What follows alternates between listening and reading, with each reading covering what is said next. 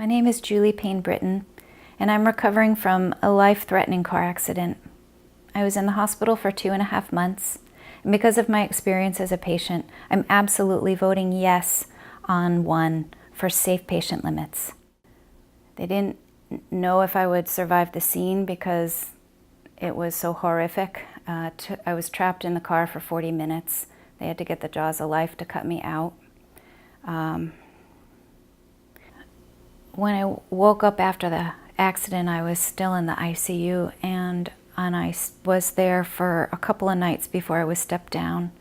And of course, nobody wants to be in the ICU. But in comparison, that experience was so much easier in a way because I had only 1 nurse because there are patient limits in the ICU, and so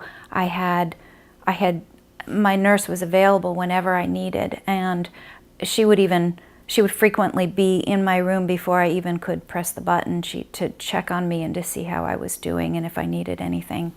When I stepped down onto the units where there aren't any patient limits, it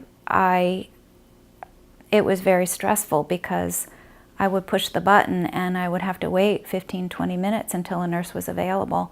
And it wasn't because they didn't care or weren't working to the top of their ability. It's because they were run ragged because from my vantage point, they had too many patients and couldn't provide the kind of care they wanted to provide.